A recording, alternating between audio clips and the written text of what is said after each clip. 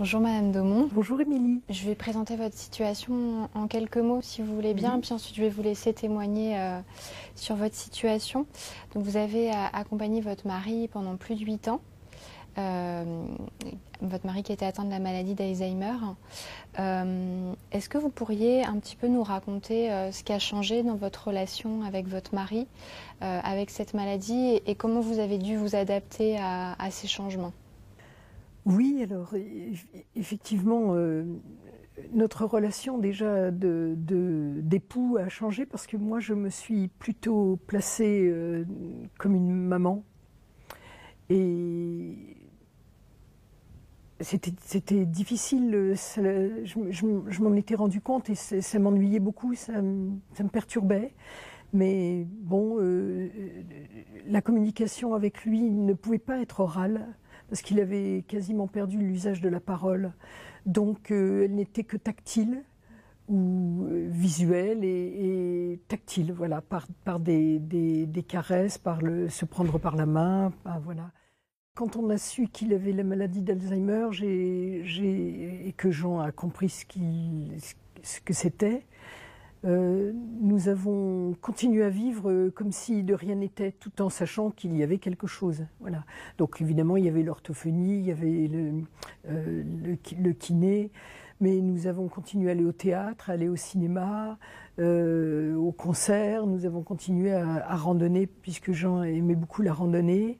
Et c'était je pense que l'expression qu'a gardé Jean presque jusqu'au bout, enfin, c'est la marche.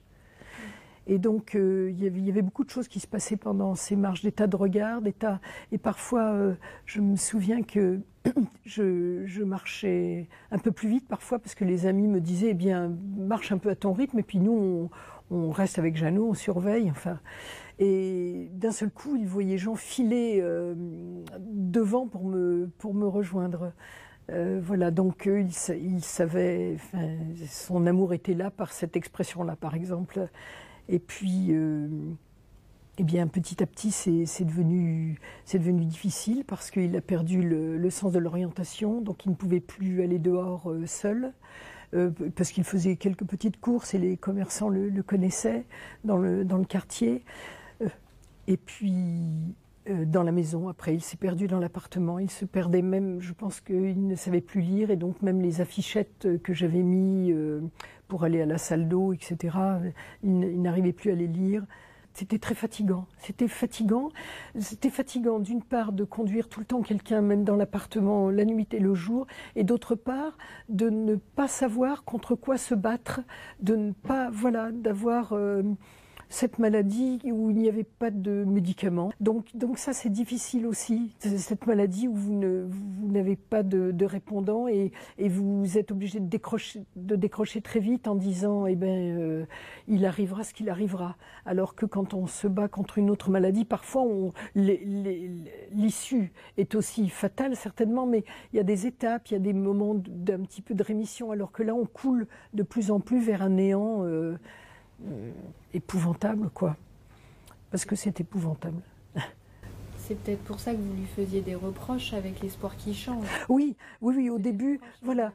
D'abord au début, avant que l'on ait le diagnostic de la maladie d'Alzheimer, j'ai pensé que Jean faisait un peu de dépression. Notre fille avait eu un souci dans sa vie privée, et donc je me disais, Jean décroche. Donc je le remuais. En effet, je le remuais parce que je suis une personne assez volontaire, et j'ai essayé de ralentir mon rythme, voilà, je me suis découverte de la patience que je ne pensais pas avoir. Ça a été une révélation, vraiment. Et puis, cet amour qui a ressurgi en quelque sorte, différemment, ça c'est important. J'avais l'impression que notre amour ronronnait. Enfin, on était mariés, 54 ans, bah, tout va bien, c'est pas... même si l'on a, comme tout couple, des choses, des reproches peut-être à se faire, mais je veux dire, voilà, ça ronronne et on ne remet rien en question. Et puis là, ça a redonné, cette nouvelle forme d'amour, en quelque sorte, a redonné une vie dans notre couple, en fait. Alors, pas une vie charnelle, mais moralement, enfin mentalement, intellectuellement, je ne sais pas comment exprimer cela, mais c'était très important. Voilà. Parce que j'allais vers lui avec toutes ces caresses. Et puis, eh bien, même à la fin, où il était totalement inconscient et où je me suis dit qu'il fallait que ça s'arrête le plus vite possible parce que je ne le reconnaissais plus déjà physiquement. Il me faisait penser à la momie de, je crois que c'est Séti ou Ramsès, enfin quelqu'un de très maigre et avec un grand front. Et voilà, j'ai souhaité, lorsqu'il ne pouvait plus manger, lorsqu'il ne pouvait plus, il paraît, enfin c'est le médecin qui m'a dit cela, que les gens ne savent même plus déglutir, enfin ont perdu toute, voilà.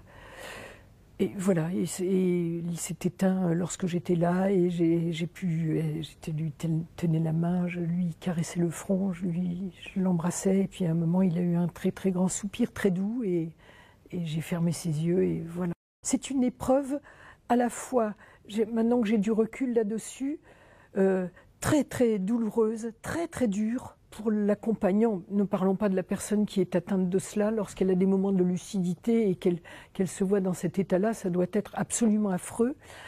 Mais, alors c'est très très dur pour l'aidant et en même temps, ça lui montre des choses et il y a un côté positif, si je puis dire, dans cette aventure.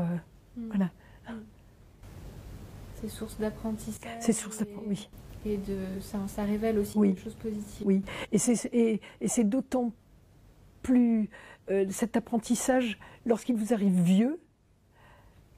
Je trouve que c'est quelque chose de beau de pouvoir se révéler à des nouveautés dans son comportement et voilà quoi. Oui, ça m'a montré des choses sur moi-même et finalement, Jean me donne l'envie de poursuivre le chemin en étant le plus positif possible avec le monde, les gens que je rencontre, ma famille bien entendu. Et puis, s'il arrive, il arrivera quelque chose, se battre un moment et puis après dire, bon, allez, la vie a été, je dis, une belle vie malgré cela, une belle vie. Oui, et tout ce temps échangé ensemble a été, avec ces mauvaises choses et ces jolies choses, très, très merveilleux.